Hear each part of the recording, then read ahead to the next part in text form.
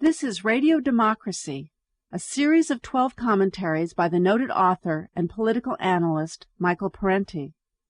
This segment is titled The National Security State at Home and Abroad: How the FBI, CIA, and other agencies suppress dissent and endanger democracy.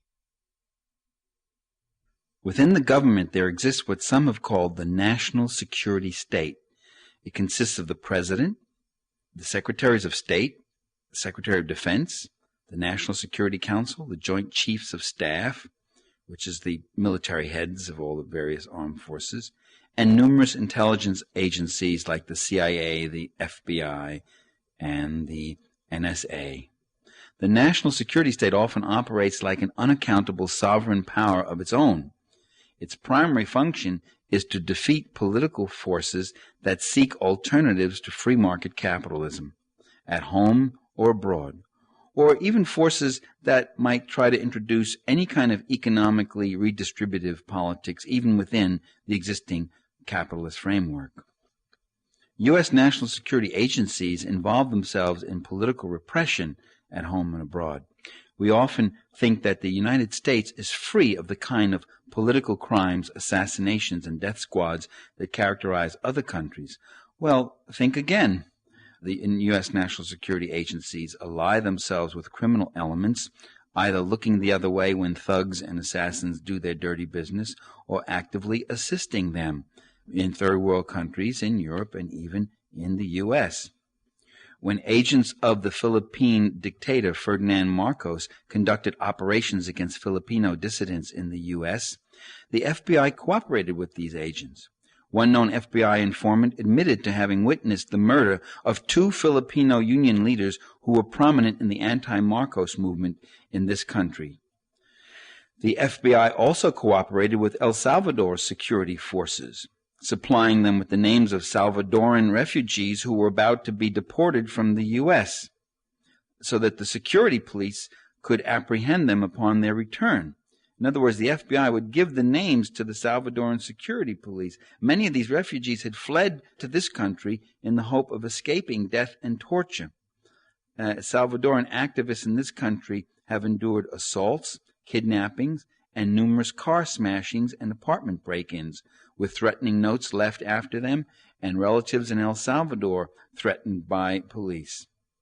The U.S. police hardly bestirred themselves, making no attempts to question right-wing suspects. Individuals in the Cuban-American community who have advocated a more conciliatory policy toward the Cuban Communist government have been subjected to threats and attacks. An anti-socialist Cuban exile terrorist group claimed credit for some 21 bombings between 1975 and 1980. They would leave messages after the bombing. And for the murder of a Cuban diplomat in New York. And yet this group escaped arrest in all but 2 instances.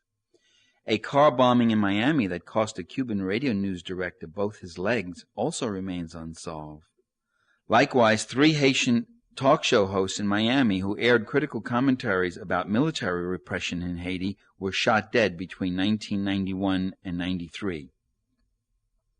In the United States, between 1981 and 87, there were 11 fatal shootings of Vietnamese publishers, journalists, and activists who had advocated normalized relations with the Communist government of Vietnam. In each instance, a U.S.-based group called Vietnamese Organization to Exterminate Communists and Restore the Nation claimed responsibility. One of the group's victims, a publisher of a Vietnamese language weekly, survived his shooting and identified the gunman, a leader of a Vietnamese extortion gang. The assailant was convicted, but the conviction was reversed at the prosecutor's request. The prosecutor, because, quote, he had no prior criminal record in this country. So you can murder somebody or attempt to murder somebody and you had no prior criminal record. The prosecutor lets you off. The police repeatedly claimed that such attacks were unrelated and devoid of a political motive, even though all the victims were people who were politically active in the Vietnam issue. And despite Vietnamese Organization to Exterminate Communists, despite their communiques claiming responsibility, They even claimed they were killing these people for political reasons, and yet the U.S. police said they could not see a pattern, and they didn't really see any political motive. The FBI refused to get involved. There's the strange case of Professor Edward Cooperman, an American, who was shot dead while working in his office at California State University, Fullerton. As founder of an organization advocating scientific cooperation with Vietnam, Cooperman had received death threats. One Lam Van Mien, a Vietnamese emigre and Cooperman's former student, admitted witnessing the professor's death and was arrested. As Mien tells it, Cooperman produced a gun that accidentally discharged and killed him. Mien left in a panic, taking the gun with him. Isn't that strange? He then took a female friend to a movie, after which he returned to Cooperman's office and placed the gun in Cooperman's hand. This is Mien's testimony. The office had the appearance of a struggle, which Mien's attorney argued resulted merely from the professor's attempts to get up after being left for dead. The prosecution introduced little to dispute Mien's improbable story. It was again a very lackadaisical prosecution. He was convicted only of involuntary manslaughter and sentenced to 3 years, and he served only 1 year. It should be pointed out that Mien had been previously arrested for possession of stolen property, at which time police found guns and ammunition in his car and home. Mien's lawyer was procured by Tran Minh Kong, spokesman for the right-wing National United Front for the Liberation of the Vietnam, a right-wing group that has terrorized Vietnamese. In 1987, after a bombing that killed a Vietnamese language publisher in Garden Grove, California, police finally acknowledged the existence of right-wing Vietnamese terrorism and officially requested FBI assistance. The Bureau launched an investigation to determine, quote, whether a pattern is emerging. Can you imagine if there were killings by some leftists? Would they wait for years and years and say there's no pattern? Other political murders or suspicious deaths in the United States include Manuel de Dios, a reporter and editor who frequently pointed the finger at big drug dealers and money launderers.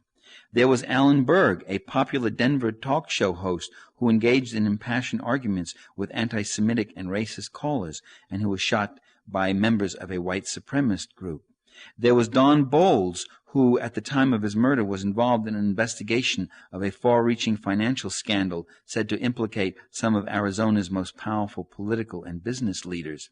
There was Karen Silkwood, who was investigating radiation safety negligence at Kerr-McGee Corporation. And there was Danny Casolaro, whose investigation of government and business corruption might have implicated high-ranking officials. Casolaro was judged a suicide, even though he was found dead in a hotel room in the bathtub, and he was immediately embalmed before any kind of autopsy could be done on him, despite the family wanting to investigate.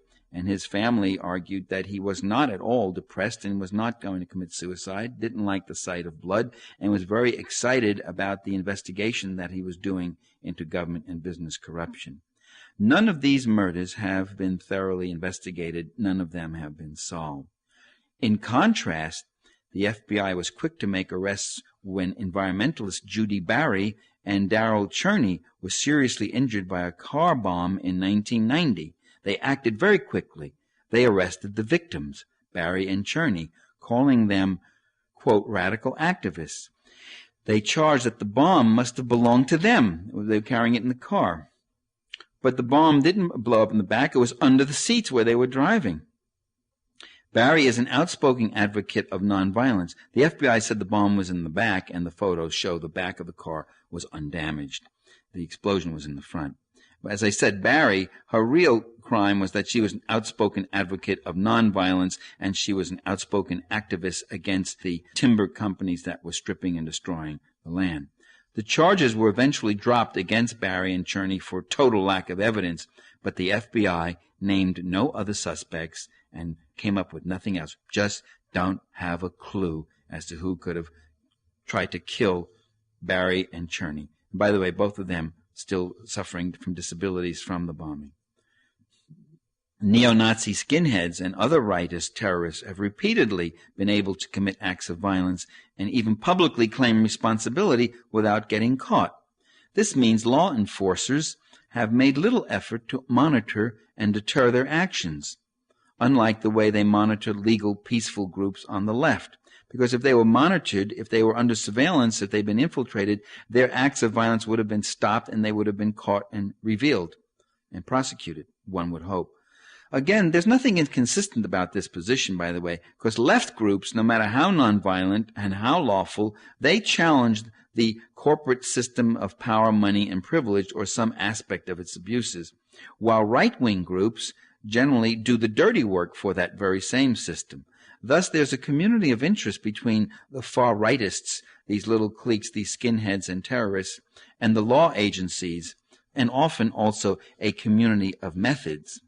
Right-wingers can get into trouble sometimes when right-wing extremists engage in counterfeiting and bank robberies and plan attacks against police and military bases as part of a war against the government. Then law enforcers may move against them. But when they act against individual citizens or progressive people, they seem to get away with murder, literally. Making the world safe for free market capitalism is a massive enterprise. Security agencies expend about an estimated $28 billion to $30 billion yearly on operations at home and abroad.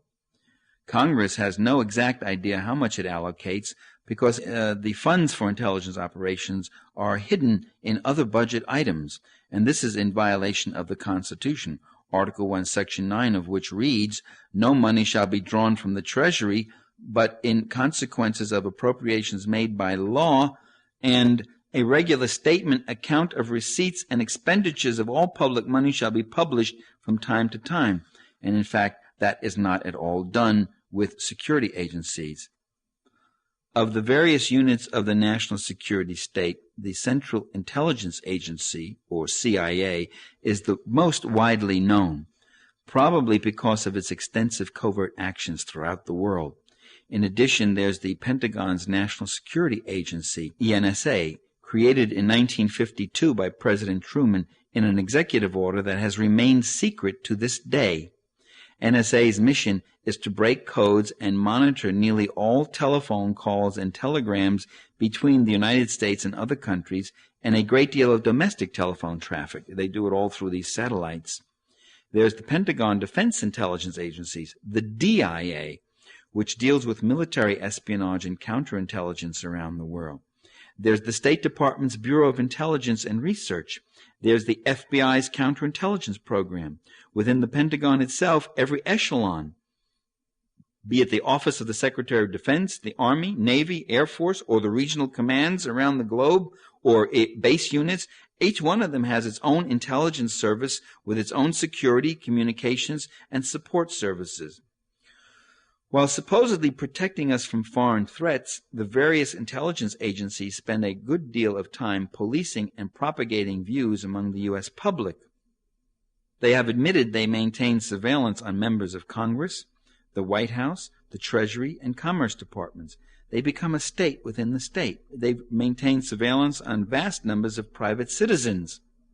They have planted stories in the U.S. media to support their counterinsurgency view of the world, secretly enlisting the cooperation of newspaper owners, media network bosses, and hundreds of journalists and editors. The CIA alone has subsidized the publication of hundreds of books and has owned outright more than 230 or so wire services, newspapers, magazines, and book publishing complexes, according to a Senate Intelligence Committee report. The CIA has recruited some 5,000 academicians from across the country as spies and researchers, secretly financing and censoring their work. CIA agents participate in academic conferences, and the agency conducts its own resident scholar programs. It even recruits students on the campus. It offers internships and tuition assistance to undergraduate and graduate students while they're still attending school. Intelligence agencies have infiltrated and financed student, labor, scientific, and peace groups.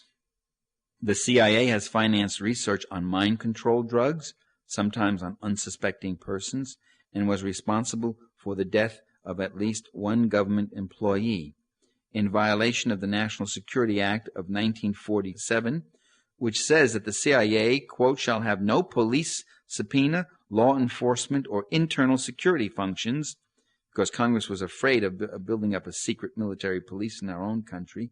It's okay for them to work that way in other countries, but not here. Despite that stricture in that Security Act of 47, the agency has equipped and trained local police forces in the U.S. Under President Reagan's executive order, the CIA was authorized to conduct domestic surveillance and covert operations against U.S. citizens both in the United States and abroad. And in fact, you're listening to one of those citizens right now. Under the Freedom of Information Act, I got a file from my FBI, and it had a whole section from the CIA. At least the CIA told me they sent it to the FBI.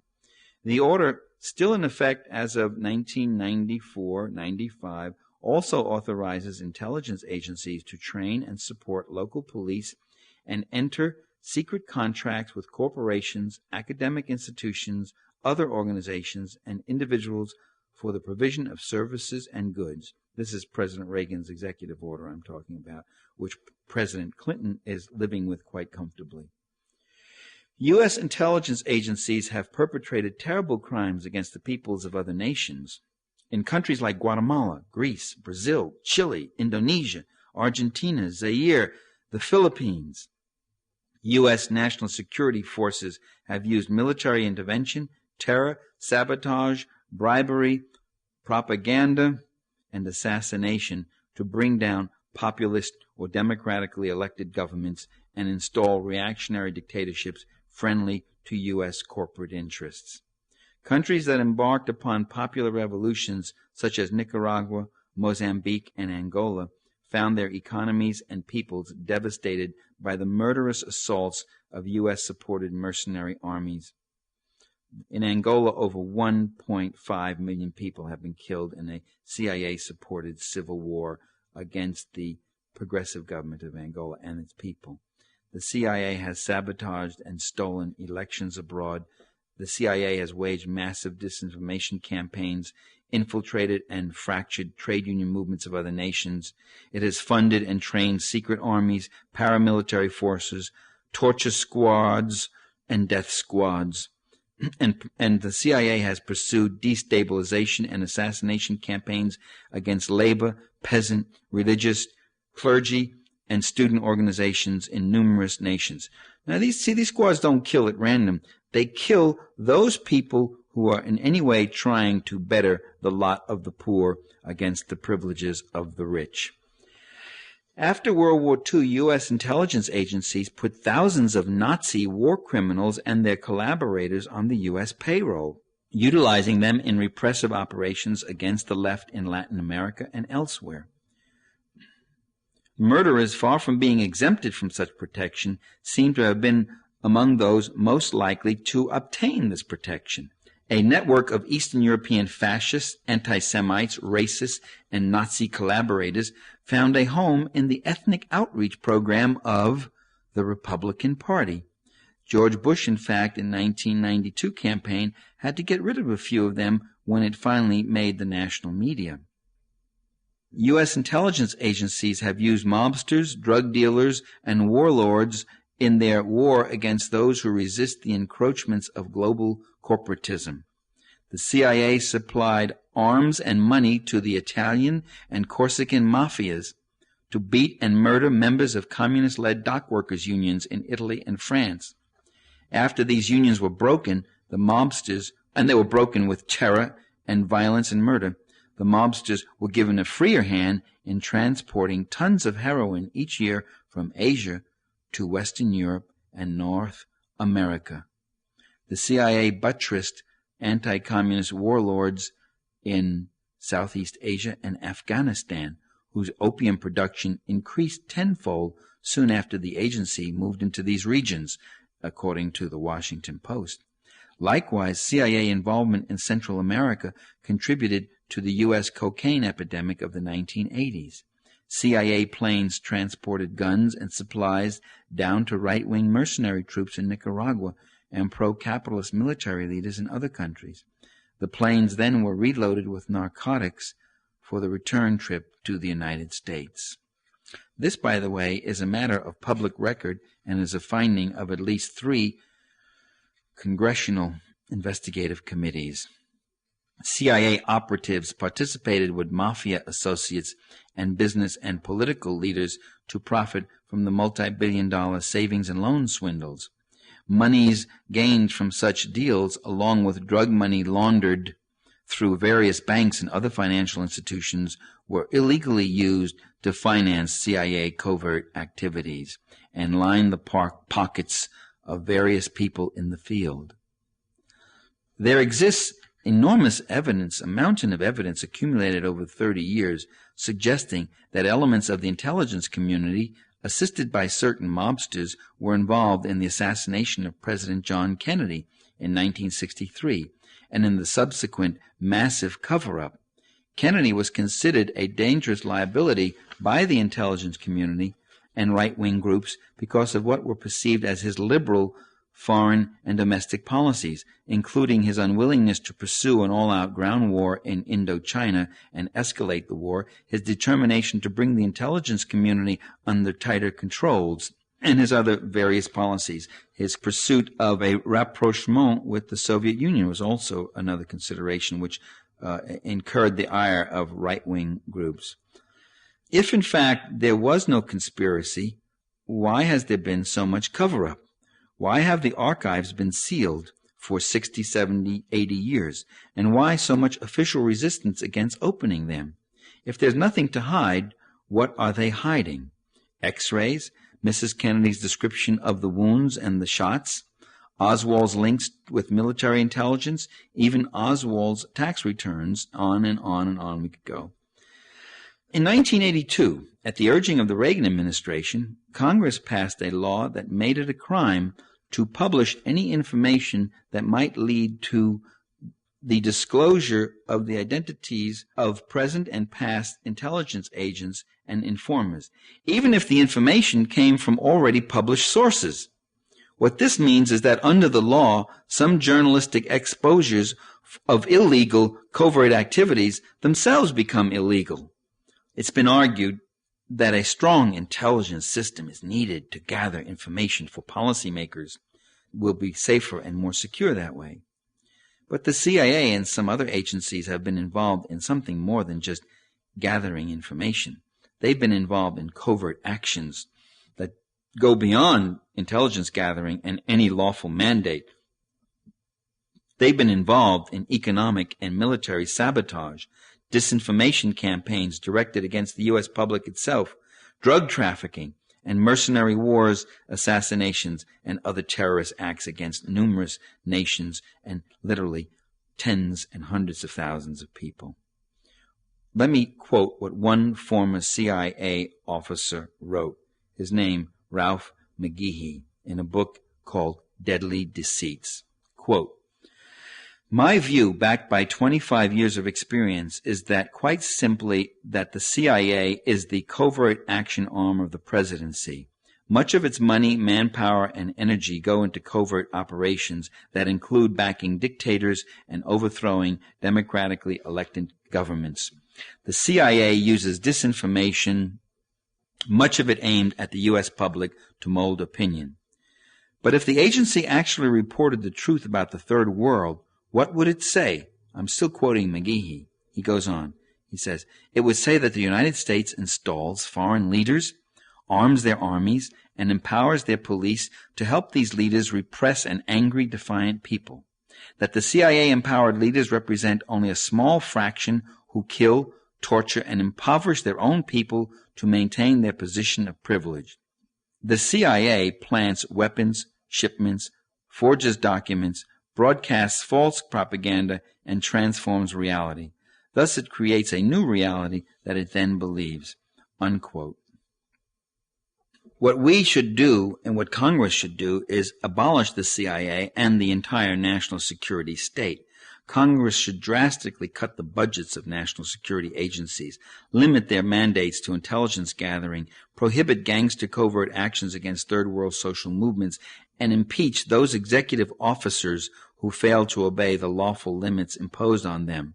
The power of the executive to act with criminally violent effect against various peoples throughout the Third World and throughout the world, including our own people here at home, this power should be exposed, challenged, and stopped. The Freedom of Information Act should be enforced instead of undermined by those who say they have nothing to hide, then try to hide almost everything they do. End the U.S.-sponsored counterinsurgency wars against the poor of the world. We need to eliminate all foreign aid to regimes engaged in oppression of their own peoples.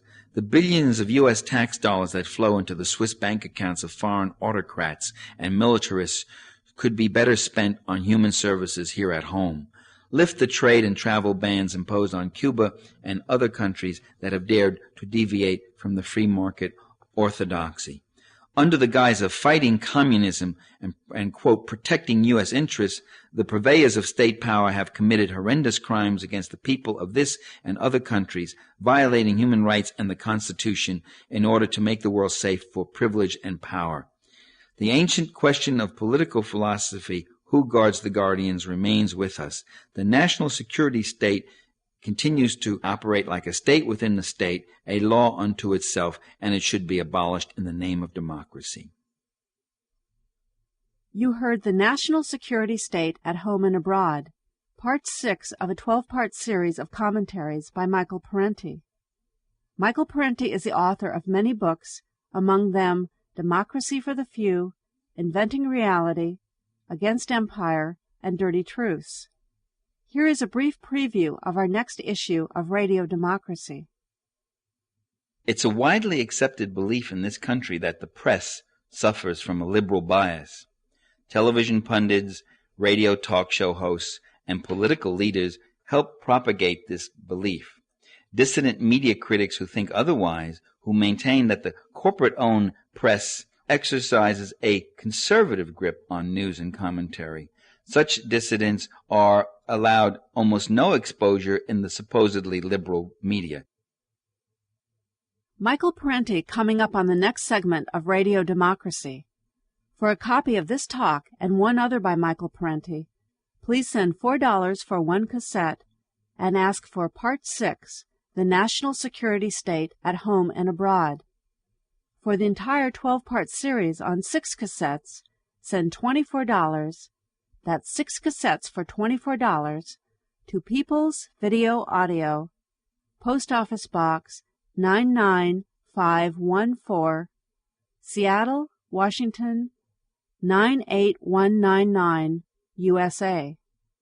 That's People's Video Audio, Post Office Box 99514, Seattle, Washington 98199, USA.